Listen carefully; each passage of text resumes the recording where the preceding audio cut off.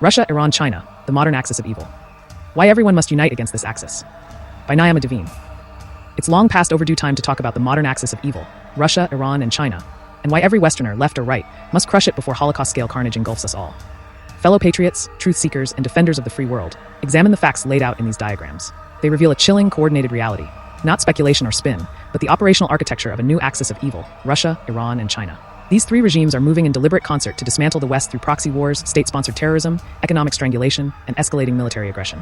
What the original axis, Nazis, fascists, and Imperial Japan, attempted in the 20th century, this modern triumvirate is pursuing today with drones, oil billions, hypersonic weapons, and global leverage. Jews will bear the first and fiercest brunt, as always, but the slaughter will not end there. Ukrainians, Americans, Europeans, Taiwanese, and every person who still prizes individual liberty over totalitarian submission stands squarely in the crosshairs. The facts are pretty stark. China and Iran have forged what is openly termed an adversarial alliance. Beijing funnels billions into Tehran by purchasing vast quantities of Iranian oil, frequently through clandestine ship-to-ship transfers and deceptive flagging that render Western sanctions nearly meaningless. Those revenues pour straight back into the Islamic Republic's terror infrastructure. In return, Chinese technology and weapons expertise accelerate Iran's development and mass production of Shahid-type drones and precision-guided missiles. This is not neutral trade. It is the financial and technological lifeblood of a war coalition. Tehran serves as the central hub, commanded by the IRGC's Quds Force. From there, the network radiates outward. Hezbollah in Lebanon, armed with more than 150,000 rockets trained on Israeli civilian centers. Hamas and Palestinian Islamic Jihad in Gaza, launching barges and terror operations. The Houthis in Yemen, striking international shipping with drones and missiles. Kaibi Hezbollah and allied militias in Iraq and Syria, targeting American forces. The direct military bridge to Moscow is equally clear. Thousands of Iranian attack drones have been launched against Ukrainian cities, while Russia supplies Tehran with diplomatic shielding at the United Nations, advanced components, and deepening military technical cooperation. The orchestration is unmistakable. The diagrams trace multi-front pressure against Israel, Ukraine, and Western allies. They depict Putin as the strategic puppeteer, with strings running from the Kremlin through Iran to every proxy, Hezbollah, Hamas, Houthis, Iraqi militias, all advancing the same anti-Western agenda. The equation is brutally straightforward. Russia-Iran proxies multi-front conflict. That is the modern axis at work. We call it the axis of evil because it replicates the core traits of its predecessor. Expansionist dictatorships united by visceral hatred of liberal democracy, systematic contempt for human rights, and an insatiable drive for conquest and domination. The Kremlin's revanchist imperialism, the mullah's apocalyptic theocracy, and Beijing's totalitarian global ambition wear different flags today. But the goal remains the same, a world reordered by brute force, with free peoples reduced to vassals or corpses. The carnage they are engineering will surpass even the Holocaust in geographic scope and potential body count. Not because any single group's suffering is diminished, but because the machinery is planetary and the targets are multiplied. October 7th demonstrated the model in microcosm. Mass rape, torture, murder, abduction, and gleeful barbarism against civilians. Now imagine that template scaled by Hezbollah's rocket arsenal, Houthi disruption of global trade routes, Russian thermobaric obliteration of Ukrainian civilian infrastructure, and the looming specter of Chinese coercion or outright invasion in the Indo-Pacific. Overlay Beijing's economic warfare, debt-trap diplomacy, sanctions-busting networks, dominance over critical supply chains. And the result is a synchronized assault capable of collapsing entire regions and choking the world economy. No principled liberal who professes concern for human rights can avert their eyes from the documented atrocities. Deliberate targeting of civilians, weaponization of sexual violence, emplacement of military assets inside hospitals and schools. No serious conservative who values national security and sovereignty can wave away Iranian drones over the Black Sea, Chinese surveillance operations inside American airspace, or Russian troops methodically erasing sovereign borders as distant problems. The threat is borderless. The enemy operates as a bloc.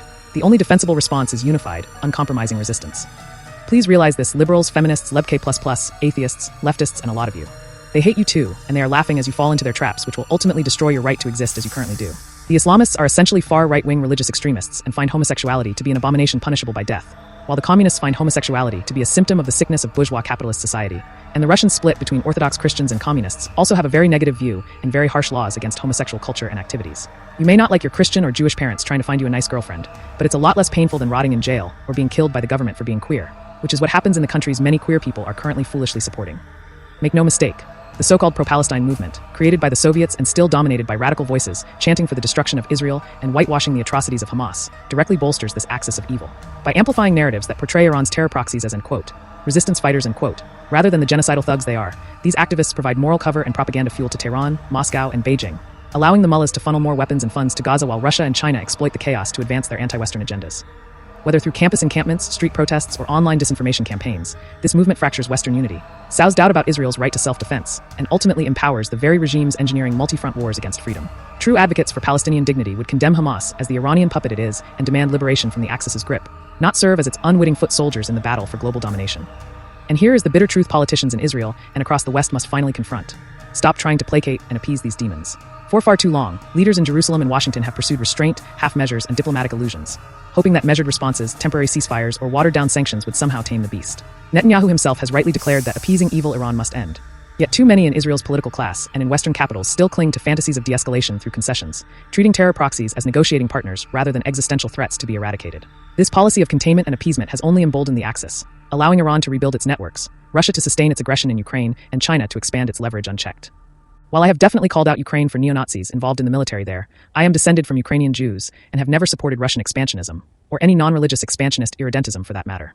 I knew it would be a bad look for our side, and I was right. Images of Ukrainian neo-Nazis were used to fuel Russian propaganda and get many young and uneducated people on the side of Russia and Palestine. The Nazis used Nazis to get people to support actual Nazis while thinking they were fighting Nazism. The bigger the lie, the more readily it is believed. Hitler, supposedly. We no longer have the privilege of partisan trench warfare while this axis hones its blades. Democrats and Republicans, progressives and traditionalists, secular humanists and people of faith. Every citizen of the free world who refuses to live on his knees must stand shoulder to shoulder. Appeasement masquerading as pragmatism or de-escalation is not strategy. It is slow-motion capitulation. Half-hearted sanctions, delayed and rationed aid to Ukraine, feeble diplomacy with Tehran, and calculated ambiguity toward Beijing have only emboldened the beast. The facts in these diagrams show the vectors already converging on us. And let us be clear, while I may part ways with Donald Trump on certain issues, I stand unapologetically with him in recognizing the unmitigated evil of the Iranian regime and the urgent need for its total defeat. We must pray fervently and support without reservation a decisive victory against these demonic mullahs, whether through crippling economic isolation, targeted strikes on their nuclear ambitions, or bolstering internal dissent. My deepest hope is that the brave people of Iran, long oppressed under this theocratic tyranny, will rise up once more, cast off the chains of the Islamic Republic, and restore the rightful rule of the Shah, reinstating a secular, pro-Western monarchy that honors their ancient heritage and aligns with the free world against the axis of evil. The free world vanquished the last axis because free peoples, imperfect, argumentative, yet ultimately unbreakable, recognized evil when it marched in formation and named it without apology. We must do exactly that now. Sever the oil revenue pipelines. Arm the proxies' intended victims without hesitation or qualification. Enforce sanctions that actually bite. Expel every IRGC operative hiding behind diplomatic immunity. And speak the unvarnished truth. Russia, Iran, and China are not mere rivals. They are the declared enemies of liberty itself. If we fail to unite in this decisive moment, the next Holocaust will not be confined by ethnicity, religion, or continent. It will be global. The battle plans are in plain view. The proxies are already advancing. The only question that remains is whether the West still retains the moral courage and collective resolve to fight, and to prevail. The hour is late. The stakes are existential. Everybody keeps talking about standing on the right side of history. Well, here's the time to make your choice. The Fight Wing blog is a reader-supported publication. To receive all new posts and support this work, consider becoming a paid subscriber.